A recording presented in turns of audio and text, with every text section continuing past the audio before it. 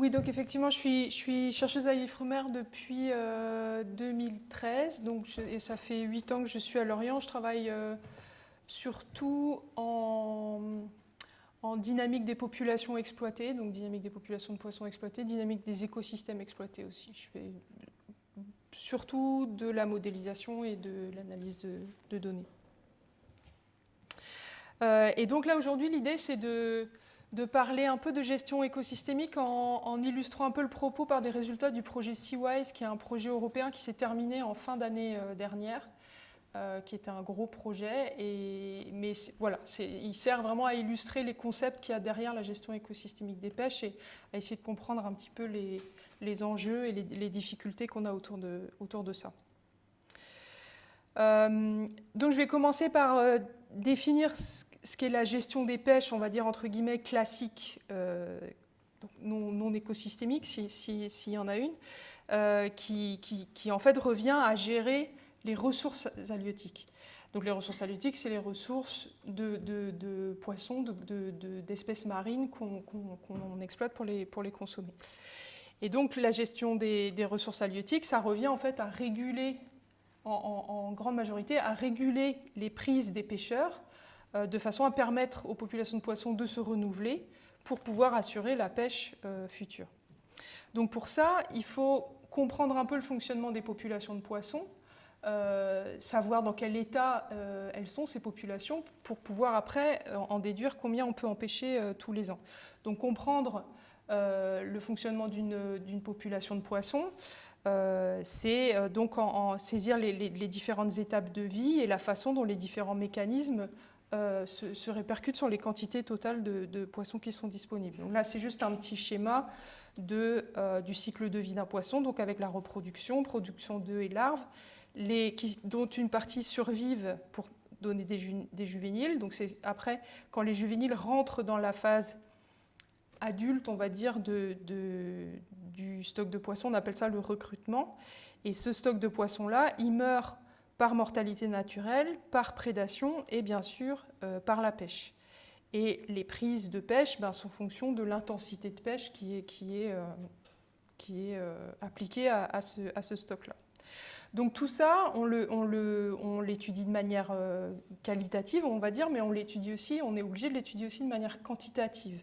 Et donc pour ça, on développe des modèles mathématiques qui permettent de reconstituer l'évolution d'une population de poissons en mettant en équation justement tous ces mécanismes-là à la fois d'augmentation de la population par recrutement et croissance, enfin augmentation de la biomasse plus exactement par recrutement et croissance, et diminution par mortalité par pêche. Donc ces modèles mathématiques-là, ils ont toujours un peu le même principe, parce que voilà, les processus sont à peu près les mêmes d'une population à l'autre, mais par contre, d'une population à l'autre, les valeurs des paramètres sont différents forcément, parce que toutes les populations de poissons n'ont pas la même durée de vie, la même capacité à se reproduire, ne sont pas impactées par la pêche de la même manière, ne sont pas consommées par les mêmes prédateurs, etc. Et donc pour ça, je le précise parce qu'on ne va pas en parler beaucoup ce soir par rapport à ce projet-là, il y a beaucoup d'observations qui sont derrière tous ces modèles-là. Il y a beaucoup de sorties, d'observations à la mer, potentiellement d'expérimentation. Il y a des campagnes scientifiques, il y a aussi des observations à bord des bateaux de pêche professionnels, dans les criées. Voilà, donc il y a énormément de terrain derrière tout ça. C'est juste que là, on va pas trop en parler ce soir, c'est pas l'objet. Mais c'est bien des données qu'on utilise, c'est pas théorique, quoi. Donc les résultats de ce type de modèle mathématique là qu'on utilise pour évaluer l'état des populations, ça donne à peu près ce genre de résultats là. Donc là c'est un exemple de résultat. C'était un stock de plis. Donc on voit sur l'axe horizontal là, les années qui passent, et sur l'axe vertical c'est les âges dans la population de poissons. Et les points, en fait, leur taille est proportionnelle au nombre d'individus qu'il y a, donc pour chaque année et pour chaque âge. Et c'est ça le résultat du modèle d'évaluation de stock, en fait. Et on arrive notamment à suivre... J'ai pas de souris. Voilà, on arrive notamment à suivre donc, ce qu'on appelle les cohortes de poissons.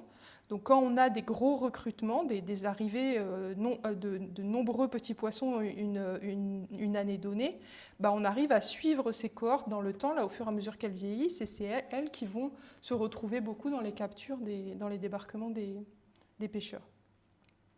Donc après, pour l'évaluation de stock, ce qu'on fait, c'est qu'on considère la dernière année de l'évaluation, avec donc la population dans sa structure telle qu'on l'a estimée.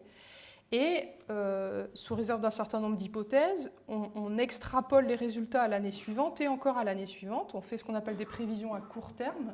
Et c'est ça qui nous permet après de donner un avis scientifique sur les totaux autorisés de capture, donc qui vont après, selon que l'avis scientifique soit plus ou moins écouté, respecté, qui vont donner les quotas.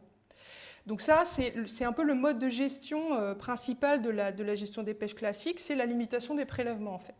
Il y a d'autres modes de gestion qui sont utilisés en alternative ou en complément, où on limite non pas les prises, on limite l'effort, c'est-à-dire le temps passé par les bateaux à pêcher, le nombre de bateaux, la taille des bateaux, l'engin qui vont être utilisés. Ça, on peut le limiter dans le temps, c'est-à-dire par exemple fermer la pêche pendant des périodes ou voilà, limiter l'effort chaque jour. On peut aussi limiter l'effort dans l'espace, c'est-à-dire fermer des zones à la pêche. Et souvent, ça peut par exemple être fait pour éviter la capture de petits poissons quand on sait qu'ils sont à tel endroit à tel moment. Donc voilà, la gestion des pêches. Donc si on passe maintenant à la gestion écosystémique des pêches, en quoi c'est différent ?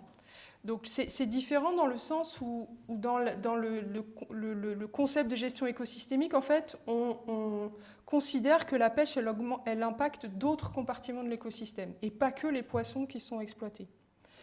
Donc, elle impacte en particulier d'autres espèces qui n'étaient pas forcément cibles, mais qui sont capturées néanmoins. Et parmi ces espèces-là, il peut y avoir des espèces qu'on appelle sensibles, c'est-à-dire des espèces qui ont une reproduction assez faible, qui ont des taux de renouvellement assez faibles, comme par exemple certaines espèces de requins, comme les mammifères marins. Ça peut être aussi des oiseaux, voilà. Mais il y a aussi plein d'autres espèces que les espèces sensibles, d'autres espèces de poissons, des crustacés, plein de choses. La pêche peut aussi... Alors voilà, les espèces sensibles, j'en ai déjà parlé, les oiseaux et les dauphins par exemple. Elle impacte aussi les fonds marins. Les engins qui sont disposés au fond ou qui sont traînés au fond impactent les fonds marins. La pêche peut être génératrice de déchets, notamment par le biais des engins qui sont perdus ou des bouts d'engins qui sont perdus. Et finalement, la pêche, elle impacte aussi de manière plus globale nos écosystèmes par l'émission de gaz à effet de serre qui peuvent impacter sur le changement climatique. Bon, ce qui est toujours important de rappeler, c'est qu'il y a d'autres activités humaines, bien sûr, qui impactent les écosystèmes marins. Voilà, elles ne sont pas forcément gérées de la même façon. Il y a une partie de la communauté scientifique qui appelle vivement à une gestion non plus écosystémique seulement des pêches, mais des espaces marins, justement pour prendre en compte le fait qu'il y a d'autres activités et que tout doit être géré de manière coordonnée. Dans la gestion écosystémique des pêches, on fait aussi le constat que les populations exploitées, elles font partie de l'écosystème. Et donc ça veut dire que leur productivité, qui est très importante pour les pêcheurs, leur productivité, elle est impactée par l'environnement. Donc elle peut être impactée par exemple par des variables qu'on appelle abiotiques, c'est-à-dire non vivantes, de la température, la salinité, les courants qui peuvent impacter plein de choses, la reproduction, la croissance. La productivité des poissons, elle est aussi impactée par la nourriture qu'ils ont à disposition pour grandir, par les prédateurs qui viennent les manger, et par les habitats qui sont disponibles, par exemple des petites zones des zones de nourricerie pour les juvéniles. Si elles sont dégradées, ça impacte la productivité d'une population de poissons. Et c'est d'autant plus, dans la gestion écosystémique des pêches, c'est d'autant plus important de considérer tous ces effets de l'environnement quand ces effets de l'environnement là, suivent des tendances de fond. Si on imaginait par exemple que la température elle fluctuait autour d'une constance, on se dirait bon, un coup on est au-dessus, un coup on est en dessous, c'est pas très grave. Mais quand il y a des tendances, et ce qui malheureusement a tendance à être le cas ces temps-ci, là, c'est d'autant plus important de prendre en compte ces impacts. Donc finalement, la productivité du stock de la population exploitée, elle se répercute sur l'activité de pêche. Des populations qui sont peu productives, forcément, impactent l'activité de pêche. L'idée aussi, et là on va boucler la boucle, c'est que la pêche elle-même, par les effets qu'elle a sur l'écosystème dans lequel vivent les poissons, finalement elle impacte aussi la productivité de l'espèce. Et là la boucle est bouclée en fait. Donc l'environnement a un impact sur les stocks qui ont un impact sur la pêche, et la pêche a un impact sur les écosystèmes, et donc aussi sur les espèces exploitées. Et là, de la même manière, les autres activités humaines peuvent aussi avoir un impact sur la productivité des espèces. Une fois de plus, il n'y a pas que la pêche. On peut aller aussi plus loin en parlant non plus seulement de gestion écosystémique des pêches, mais de gestion socio-écosystémique des pêches. Parce qu'on fait aussi le constat que la pêche, c'est une activité, c'est une pression sur l'environnement, mais c'est aussi une activité qui nourrit la population. C'est un secteur d'activité économique important. Elle est pratiquée par des pêcheurs qui sont une composante de communautés humaines. Et donc voilà, il y a un aspect social, un aspect économique à la pêche qu'il faut aussi prendre en compte dans sa gestion. Et il y a notamment tout un environnement humain, donc plus seulement écosystémique, mais aussi humain autour de la pêche, avec les pêcheurs eux-mêmes, mais aussi toute la filière qui est en aval, qui commercialise, qui transforme les produits de la pêche. Les pêcheurs, ils ont leurs représentants. Après, il y a aussi tout l'aspect gouvernance, donc à la fois au niveau national et au niveau européen. Et il y a la société civile, avec notamment des ONG, et puis il y a les scientifiques. Voilà, donc une définition qui est proposée par la Commission européenne de cette gestion socio-écosystémique des pêches, là, c'est une gestion qui vise à garantir une utilisation durable des ressources biologiques, mais en assurant un partage équitable et juste des bénéfices dans le cadre d'une économie moderne, économe en ressources, compétitive, tout en favorisant la restauration et la conservation de la biodiversité marine. Alors, où en est-on, justement, si on essaie d'imaginer un peu un gradient entre cette gestion uniquement des ressources halieutiques et les gestions d'un système un peu plus complexe? Alors là, je vous donne l'avis d'une étudiante en thèse qui était en thèse justement pendant Seawise et qui a fini sa thèse ça fait pas longtemps, qui, elle, plaçait le curseur là. Mais je pense que vous avez sans doute autant de positions de curseur que d'Halieute. Voilà. Moi, je l'aurais placé un peu plus vers la droite, et toi un peu plus vers la gauche. Voilà. Donc, on a pas mal d'outils, on a des protocoles qui sont en place, mais il y a plein d'endroits où il manque des briques et il manque des liens. Voilà. On va en parler plus en détail. Donc les difficultés telles qu'elles ont été identifiées par la communauté scientifique, elles pourraient être différentes pour d'autres parties prenantes, elles sont celles-ci. On traite, donc on a en face de nous des systèmes qui sont extrêmement complexes. Donc je vous montrais toutes les boucles de rétroaction, il y a beaucoup d'interdépendances, et donc ça, on a du mal à tout connaître de toutes les composantes de ce système. Donc on a des manques de connaissances, on a des incertitudes, et on a des difficultés à prévoir ce qui va se passer dans le futur pour pouvoir anticiper. On a aussi des choses qui relèvent d'un autre registre. On a des divergences de valeurs entre les parties prenantes, au sein des parties prenantes également. Quels sont les objectifs, quels sont les indicateurs, quelles sont les valeurs seuil, comment on les met en œuvre, tout ça. Il y a des différences de valeurs qui font que tout le monde n'est pas d'accord là-dessus. Ce n'est pas du purement quantitatif, du purement objectif, en fait. En tant que scientifique, je pense qu'on a aussi du mal des fois à s'adapter ou à trouver le niveau de complexité de l'information qu'on doit fournir et faire l'arbitrage entre ce qu'on perçoit comme des informations suffisamment complètes et en même temps l'aspect pratique qui fait que le gestionnaire il peut vraiment s'en servir pour faire sa gestion. Et puis il y a toujours cette question, et notamment dans le contexte européen, de spécificité versus l'universalité de la gestion. Du nord de l'Europe au sud de l'Europe, il y a des pêcheries qui sont dans des contextes très différents, dans des environnements très différents, avec des enjeux qui ne sont pas les mêmes. Et donc voilà, qu'est-ce qui relève d'une gestion commune et qu'est-ce qui relève de spécificités locales et comment on les adresse par rapport au schéma global. Voilà, donc l'objectif du projet Seawise, là, dont j'ai fait partie, c'était vraiment de travailler à ça, de travailler à essayer d'opérationnaliser la gestion socio-écosystémique des pêches, en essayant justement, étant donné les enjeux qu'on a identifiés, de fournir des connaissances, des outils qui correspondent aux manques et aux besoins. Et donc je vais vous montrer quelques résultats, il y en a énormément, donc je me suis vraiment focalisée sur 2 aspects pour essayer d'illustrer un peu les concepts. Je voulais juste vous dire avant, donc on travaille dans une grande variété de contextes. Les projets européens, c'est un contexte très particulier. C'est des projets qui sont énormes, qui sont financés par l'Union européenne. Donc on répond à des appels d'offres, on forme des consortiums, on répond à des appels d'offres qui sont très précis. La Commission européenne décrit très précisément ce qu'elle veut et les consortiums scientifiques se forment pour proposer des choses, pour répondre à leurs questions.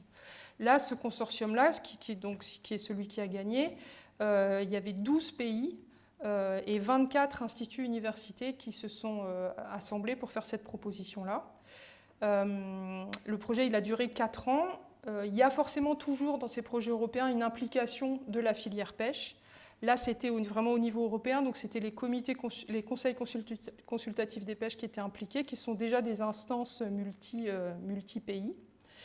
Et donc, comme je vous disais tout à l'heure, ce n'est pas un projet forcément toujours très représentatif de tous les projets qu'on fait. Il y avait peu de terrain et d'acquisition de données, pas d'expérimentation. C'était beaucoup du travail de synthèse et du travail de modélisation, donc qui est plus difficile à simplifier. Je vais essayer. Donc, la première chose à comprendre, et on a vu déjà un petit peu, c'est l'importance dans la gestion des pêches de l'outil modèle, donc le modèle numérique, informatique qu'on utilise pour prévoir ce qui va se passer, évaluer la gestion.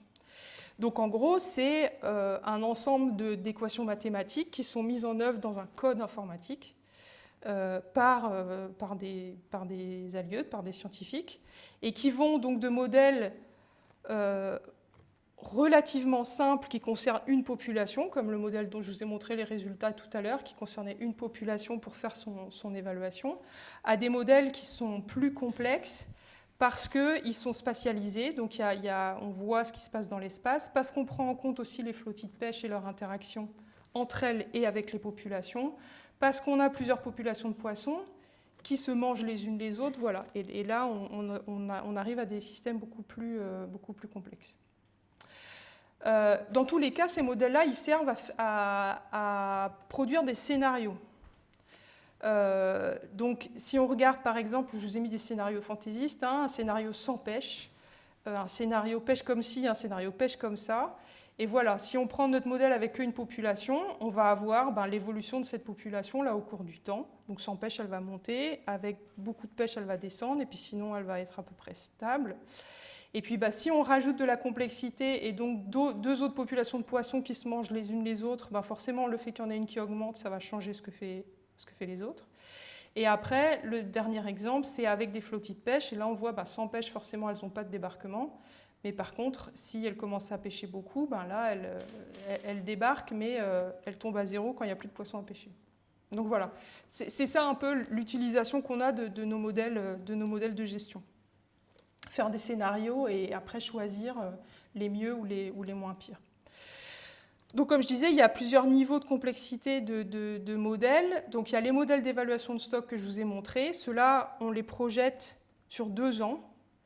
Ils ont relativement peu de processus et de paramètres et ils sont, on va dire, très opérationnels. Ils servent dans des contextes de décision, vraiment. Et on les utilise très souvent. Et après, à l'autre bout du spectre, il y a des modèles qu'on appelle écosystémiques qui, eux, ont plein de composantes et avec beaucoup d'interactions, qui, eux, sont peu opérationnels. On se sert pour la science, c'est de l'exploration qu'on fait. Ils prennent longtemps à tourner, donc on ne peut pas s'en servir, on ne peut pas faire des milliers de simulations. Et par contre, il y a un niveau qu'on appelle intermédiaire, qui est vraiment le niveau sur lequel on a beaucoup travaillé dans ce projet-là, qui reste assez opérationnel et qui peut être utilisé dans un contexte de décision, mais qui est plus complet, qui intègre plus de choses qui sont nécessaires si on veut se placer au niveau écosystémique de la gestion. Et donc, bien sûr, selon la façon dont la pêche est décrite dans le modèle, le niveau de détail avec lequel elle est décrite, on ne simule pas les mêmes scénarios. Dans des modèles où la pêche est très simple, ça va être juste on augmente ou on diminue l'effort de pêche, ou on le laisse constant, alors que des modèles très sophistiqués qui ont plusieurs flottilles, qui peuvent aller dans différents endroits, prendre des décisions en fonction d'un certain nombre de choses, là on peut simuler des scénarios de gestion qui sont beaucoup plus réalistes et qui correspondent beaucoup plus à ce qui se passe au niveau national et européen en termes de gestion des pêches.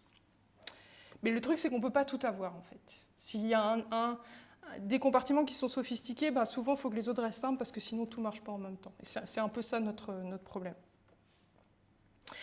Voilà, donc après, on va revenir un peu à l'écologie. On a besoin de choses pour nourrir ces modèles-là. Donc quand on parlait de gestion écosystémique des pêches, on parlait du fait qu'il fallait qu'on prenne en compte le fait que l'environnement avait un impact sur la productivité des populations.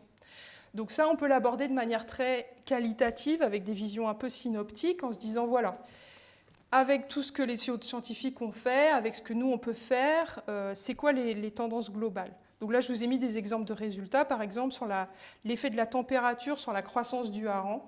Ce dont on se rend compte, c'est que la température, elle n'a pas d'effet, par exemple, sur la croissance du hareng en mer Baltique, mais par contre, elle a un effet négatif en mer du Nord et en Ouest Atlantique. Il n'y a pas de hareng en Méditerranée, c'est ça le symbole qu'il y a là. Le SPRA, à l'inverse, la température a plutôt un effet positif en Baltique. Ça dépend de la température en mer du Nord, donc les températures basses n'ont pas les mêmes effets que les températures hautes, et par contre un effet clairement négatif en Ouest, en Atlantique Est, par contre, pas Ouest Atlantique Est. Voilà, et les cabillots, par contre, partout c'est négatif. Donc voilà, on a d'abord cette espèce de vision synoptique qui nous permet d'avoir un peu des faisceaux de présomption pour voir un peu où on va. Après, pour pouvoir intégrer ça dans nos modèles, il faut qu'on quantifie. Il faut qu'on puisse exprimer, une fois de plus, ces impacts-là de manière quantitative. Donc là, c'est un exemple de la reproduction, enfin du recrutement de l'anchois du golfe de Gascogne. Donc Mathieu ici connaît bien. Le problème qu'on a, et ça c'était bien avant le projet, c'est depuis longtemps, on a du mal à prévoir,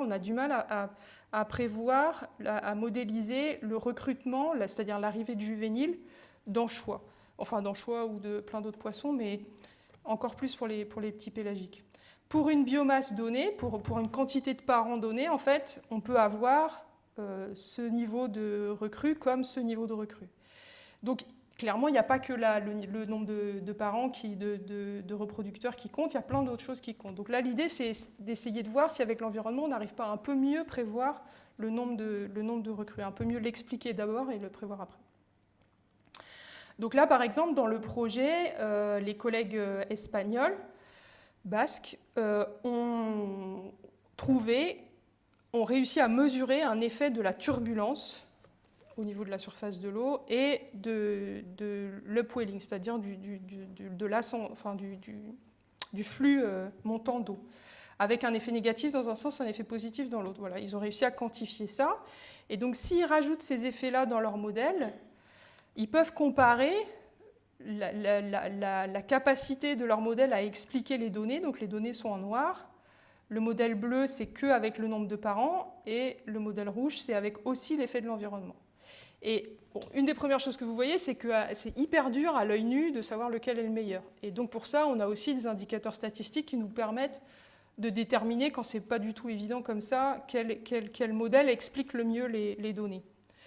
Après, une fois qu'on a des modèles qui expliquent bien les données, il faut aussi savoir si ça sert vraiment à quelque chose de les utiliser pour faire des projections. Est-ce que notre modèle avec environnement, il va faire des meilleures prédictions que ce qu'on va considérer comme un modèle naïf, c'est-à-dire un modèle qui n'aura pas l'environnement, ou qui sera juste une moyenne en fait. S'il n'a pas des meilleures prédictions, ça ne sert à rien de l'utiliser en fait. Ça complique le schmilblick pour rien. Donc surtout, on essaie de ne pas compliquer pour rien. Donc une façon de tester, comme on ne sait pas ce qui va se passer dans le futur, on est obligé de tricher. C'est qu'on fait tourner, au lieu de faire de développer notre modèle sur toutes les années qu'on a de disponibles, eh ben, on en enlève quelques-unes. Et on fait semblant de ne pas savoir ce qui s'est passé ces années-là, les années en vert. Là. On fait semblant de ne pas savoir ce qui s'est passé. Donc on fixe notre modèle sur la période bleue et puis on le fait tourner sur le vert comme si c'était le futur, sauf qu'on sait ce qui s'est passé. Et donc on voit si notre modèle il a des bonnes prédictions ou pas. Voilà. Et donc là, il s'avérait que pour l'anchois, effectivement, le modèle avec l'hydrodynamisme, la turbulence, fonctionnait mieux que le modèle naïf. Donc là, je vais vous montrer des résultats sur un autre environnement. Donc là, c'est la mer du Nord et c'est un peu le résultat final qu'on obtient avec toutes ces études-là. C'est de se dire, bah voilà, on a détecté, là, dans le cas de ces trois populations, la cabillaud, lieu noir et merlan mer du Nord, on a vu qu'il y avait un effet de la température sur la reproduction. On a réussi à le quantifier. Il avait des bonnes capacités prédictives. Donc, on l'a intégré dans notre modèle de dynamique de la population et on l'a projeté dans le futur. On l'a projeté dans le futur. Alors, vous avez 3 couleurs de traits parce qu'il y a 3 scénarios climatiques. Parce que c'est pareil, le climat, on ne sait pas ce que ça va donner. Donc, on est obligé de faire des scénarios. Donc, le jaune, c'est il n'y a pas de changement climatique. Le rouge clair, c'est il y a un changement climatique modéré. Et le violet, c'est changement climatique fort. C'est le RCP 8.5, si vous en avez entendu parler dans les médias. Et ce qu'on voit, par exemple, si on regarde donc, la biomasse reproductrice, c'est toujours notre nombre de parents, notre nombre d'adultes, c'est que le cabillaud, plus le changement climatique est fort et plus la biomasse elle diminue. Ça ne lui réussit pas, ça affecte son recrutement et donc sa biomasse. Alors que le merlan, à l'inverse, lui, il a plutôt tendance à bénéficier d'augmentation de la température. Il n'est pas encore à son optimum, il bénéficie de la température. Et ce qu'il y a après, c'est toutes les répercussions. C'est que ces espèces-là, ces populations-là, en l'occurrence, elles peuvent être pêchées ensemble, et donc il va y en avoir qui vont diminuer, d'autres qui vont augmenter, et ça va complètement modifier les équilibres et les activités de pêche. Alors, je passe au deuxième exemple. Donc là, on avait vu comment l'environnement impactait la productivité des populations. Là, c'est comment la pêche impacte les fonds marins. Et on a vu ça au début aussi, avec potentiellement des rétroactions aussi, parce que si les fonds marins sont impactés, ben forcément, ça va avoir des répercussions sur le reste de l'écosystème. Donc là, c'est un autre aspect sur lequel le projet a travaillé, c'est comment on fait pour évaluer l'impact des activités de pêche sur le fond. Bon, c'est des choses dont on a beaucoup entendu parler ces derniers temps, notamment le chalutage, tout ça. Donc vous avez sans doute entendu parler de ça. Donc ce qui est vraiment important à retenir, c'est que l'impact d'une activité, c'est le résultat d'une pression et d'une sensibilité. Il faut toujours considérer les deux. On ne peut pas considérer juste la pression ni juste la sensibilité. La pression, dans notre cas, elle va être fonction de l'engin de pêche qu'on utilise et de l'intensité de pêche aussi. C'est vraiment la combinaison des deux. Et après, une fois qu'on a estimé cette pression, la sensibilité des fonds va jouer un rôle aussi. Les zones de sédiments grossiers qui sont très soumis à de la turbulence ont une faune assez adaptée et ne vont pas forcément pâtir autant, par exemple, d'une activité de chalutage que des zones très tranquilles avec juste de la vase et des organismes fragiles comme des pénatules, des choses comme ça, vont être bien plus impactés par des activités de chalutage. Donc voilà, alors on passe une fois de plus à la quantification nécessaire toujours dans notre cas. Donc là, pour d'abord quantifier la pression, ce qui est fait, c'est d'abord déterminer un peu l'impact d'un engin par unité d'effort. Donc là, on va vraiment raisonner en surface balayée. Donc là, le petit schéma, il est peut-être un peu petit, c'est un plan de chalut. Et donc là, avec le plan de chalut et les différentes dimensions, on va déterminer la zone, pas la zone, la surface de fond qui va être impactée quand l'engin ne bouge pas. Et après, on va multiplier cette surface-là par un effort de pêche, donc toutes les zones où il pêche potentiellement plusieurs fois. Et comme ça, on va se retrouver avec une estimation donc spatialisée de la pression exercée sur les fonds. Et ça, on peut le calculer pour la surface du sédiment, enfin du fond marin, et aussi pour la subsurface, donc le niveau d'en dessous. Un engin qui est très léger, il va impacter la surface, mais il ne va pas forcément rentrer dans le sédiment, donc il va impacter que la surface. et un gréement beaucoup plus lourd, comme des chaluts à perche, ils vont s'enfoncer. Et donc là, on va à la fois calculer la pression au niveau de la surface et aussi au niveau de la subsurface. Donc ça donne des cartes comme ça. Alors là, c'est tous engins cumulés. Et en fait, ce sont des ratios de zones balayées. Donc là, par exemple, le violet le plus clair, il y a entre 0 et 33% de chaque unité d'espace qui a été chalutée, enfin balayée par l'engin. Et par contre, les zones plus foncées, là, c'est que chaque unité de surface, elle a été balayée 3 fois en entier par un engin, ou plein d'engins. Après, la sensibilité. Alors ça, c'est un des enjeux, c'est le manque de données. Pour caractériser la sensibilité au niveau où la filière voudrait qu'on le fasse, il faut à la fois couvrir des très très larges zones et aller très très fin. Parce qu'il y a vraiment des enjeux de protection de certaines zones, comme les écosystèmes vulnérables, par exemple, qui sont des tout petits patchs dans leur zone de pêche. Et donc, voilà, il faudrait, dans l'idéal, des caractérisations très très fines spatialement de la vulnérabilité des habitats, de la sensibilité des habitats, et on ne peut pas toujours le produire. Et donc ça, c'est pour l'instant une carte qu'on a avec les codes ENIS au niveau européen, qui permettent de caractériser un peu les différentes catégories d'habitats. Donc après, il faut combiner les deux. Et une fois de plus, il faut le combiner de manière quantitative pour pouvoir l'introduire dans nos modèles mathématiques. Donc là, ce qui a été utilisé, c'est ce qu'on appelle un état benthique relatif. Donc le benthos, c'est ce qui vit au fond de l'eau. L'état benthique relatif, c'est relatif à ce que ça pourrait être si ce n'était pas perturbé. Donc c'est la biomasse telle qu'elle est actuellement par rapport à ce qu'elle pourrait être dans sa capacité d'accueil maximale. Et donc ça, elle est fonction de la pression qu'on a vue, les cartes de pression qu'on a vues, mais aussi donc, de la sensibilité particulière de ce type de communauté benthique-là à la pêche et de sa capacité à cette communauté benthique de se renouveler rapidement ou pas. Et donc d'être résilient vis-à-vis de l'activité de pêche. Et donc tous ces paramètres-là, ils sont calculés à partir de données d'études expérimentales qui ont été faites en dehors du projet. Et donc ça donne le résultat qu'on voit à droite. Donc là où on voit un peu tout l'Atlantique Nord-Est, enfin, on n'a pas la Manche et la mer du Nord, et donc les zones en jaune, ce sont les zones les plus impactées, à la fois par la pression qu'elles ont subie et par la sensibilité. Donc. Et les zones les plus foncées, c'est les zones les moins impactées. Donc on voit là, notamment en Bretagne Sud, les zones de chalutage. Donc qu'est-ce qu'on fait avec ça ? Si on reste à ce stade, on peut comparer les impacts des différentes activités de pêche entre elles. On peut utiliser ces outils pour essayer de réfléchir à comment diminuer les impacts, mais on ne peut pas tellement aller plus loin. Donc là, je vous ai mis un exemple, par exemple, là c'est en mer du Nord, de différents métiers. Donc c'est soit du chalut de fond, de la Seine écossaise et du chalut à perche, et voilà de l'impact qu'avaient les métiers considérés séparément. Si on veut aller plus loin, il faut pouvoir comparer les impacts qu'on voit là sur les cartes à des seuils. Un seuil en dessous duquel ça serait bon et en dessous duquel ça serait pas bon.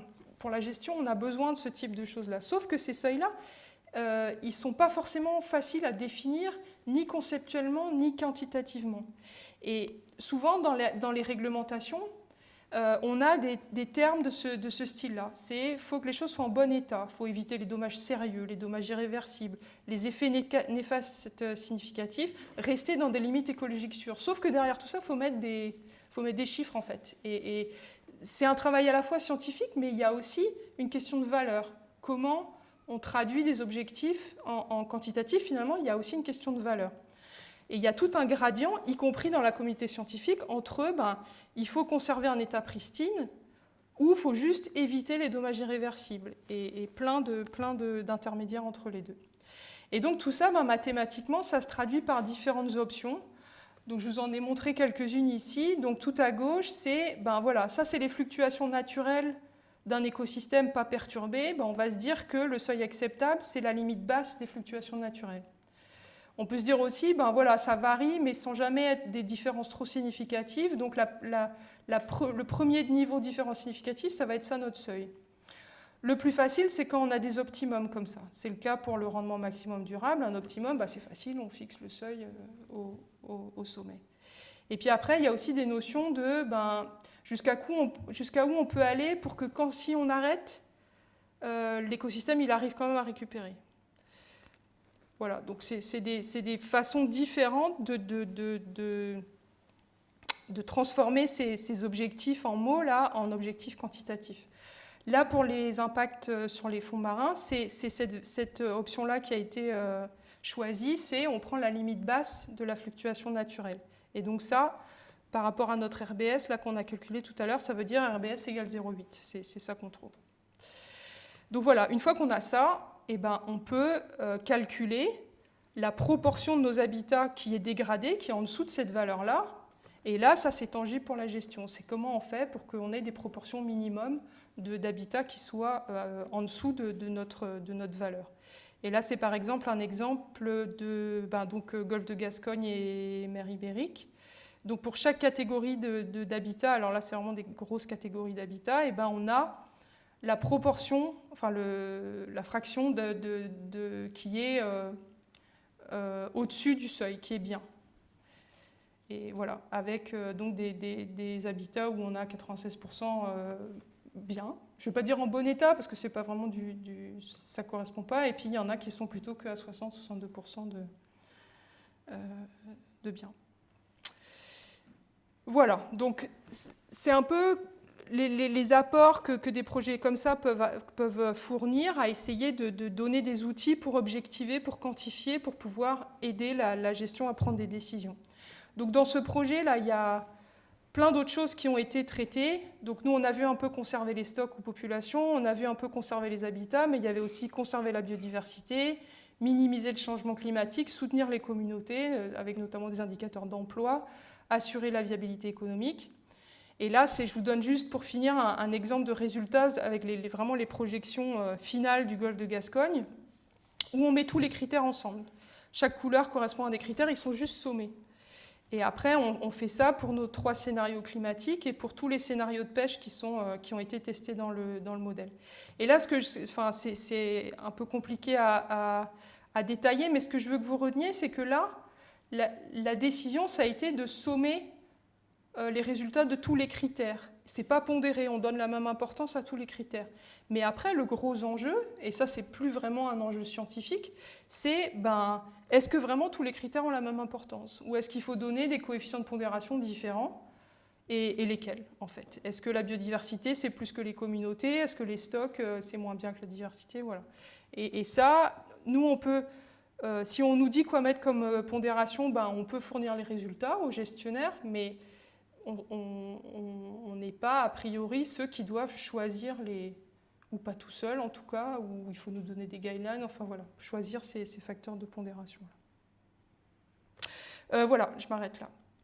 Et je vous remercie.